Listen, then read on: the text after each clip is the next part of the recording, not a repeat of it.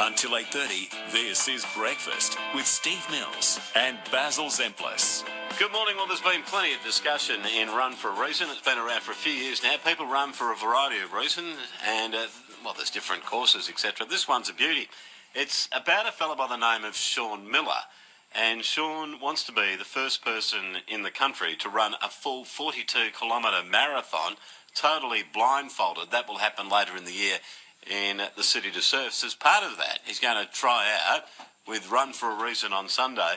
He's going to run with a blindfold for the entire journey of Run for a Reason.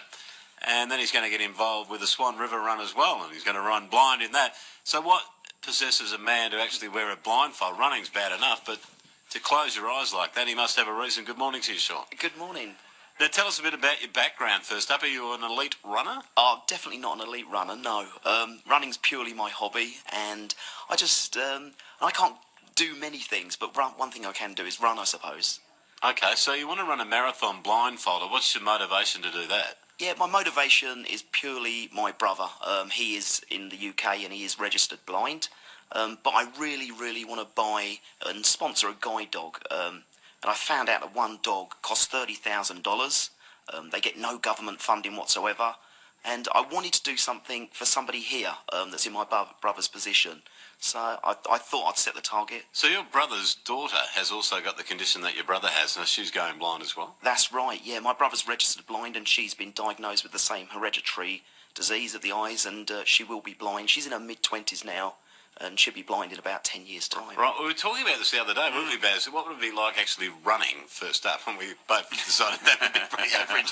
But running blind, I'd say has got some advantages. For example, you don't see the hills when they're in front of you, but it would be hard to actually stay focused, I would suggest. To be honest, I think it's actually easier. I think it's harder for my guides that are running because they've got to tell me about everything on the floor, a gum nut or a curb. So I can actually go into a little bit of a trance, really, and just keep running. But I do worry about running into lampposts. So you're running lampposts would be an obvious danger, but you rely on your guide there. Now for the marathon, which is 42 Ks obviously, I assume you're splitting that up amongst 3 guides, are you? We are, yeah. It's quite a long way for someone that's not into running to go. So I've got 3 people, one of my best friends, my sister-in-law and my partner. They're doing 14 kilometres each. We've had to get permission to do that because that's never been done before, so they've allowed us to do that, and they swap over each 14 Ks. And so what's your technique? I mean, when I play I Spy with my little daughter, not I Spy, when we play hide and seek at home, I always peek out of my eyes, so I can see where my daughter is. Now, is your blindfold completely sight-proof? It is. It's 100% totally blindfolded, but and what happens if there's a little bit of light coming in? It actually distracts you because you just see your feet and you actually get more disorientated. So it sounds mad. I run blindfolded with my eyes closed. So how do you train? Do you train blindfolded? Yeah, I train at the gym and on the road. So some people see us and they think we're nutters.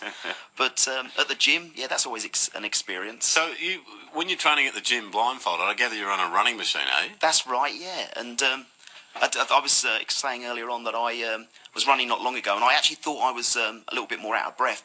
So I took my blindfold off, and someone had changed the machine from 12 kilometres an hour to 14, which I thought was a bit bad, but I would have done that, I think, if I saw someone running. And what about when you're running? So when you're actually running with your partner, your guide, are you tied together or tethered together in some way? We are, yeah. We had to invent the style because no one's ever run a marathon in Australia blindfolded, so we'll be the very first. And we went to Guide Dogs WA and got some advice, and they helped us, but they've never come across it either. And Sean, you mentioned to me earlier that the gum nuts are probably your biggest issue. They're definitely my enemy, yeah. If I tread on one of those, I roll my ankle, and then that really finishes the race. So. And I was thinking as you said it, because, you imagine we go for a run, Mills, and we can see, and you do everything to avoid them. If you land on one of those, your ankle's buggered, and that costs you the run then, doesn't it? You're virtually out of the race. Now, what about people that are blind? Have you spoken to them in regards to how they handle it? Because there's quite a few elite runners who are blind that can run marathons. Have you had a chat with them about...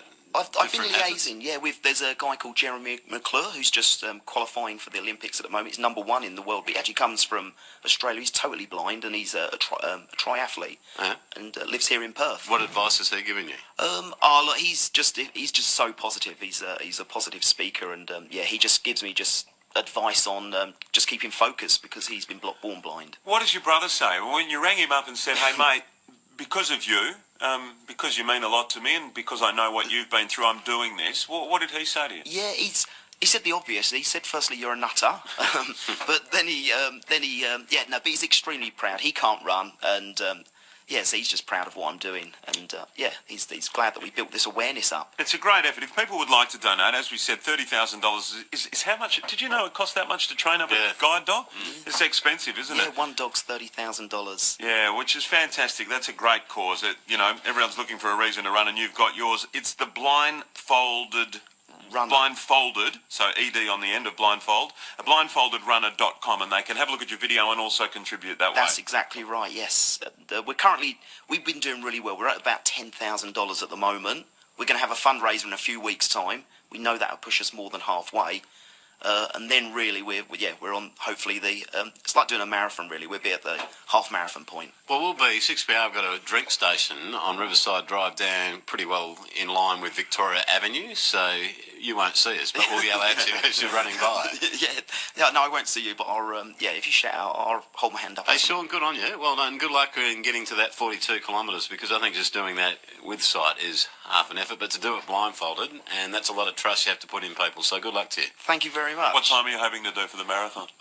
I can normally do a marathon in about sort of 3 hours and 45. I reckon this is going to put another hour at least onto that. That's a good point, Millsy. Normally they see the finish line coming, but Sean won't, will he? Because if you were running with your mates, you just tease him, wouldn't you? Oh, not long to go now. It's coming around the corner. Sean, good luck to you. Thank you very, very much. Sean Miller. And well done to everyone that's actually running for a reason this weekend. And as we said, we will be out there with a drink station, and we'll be there personally. So if you see us, give us a thumbs up. We'll give you a drink and whatever else it is to keep you on your way. Millsy, no scotch in the drinks that you pour. No, it'll be good fun, and good luck to everyone who's running for a reason.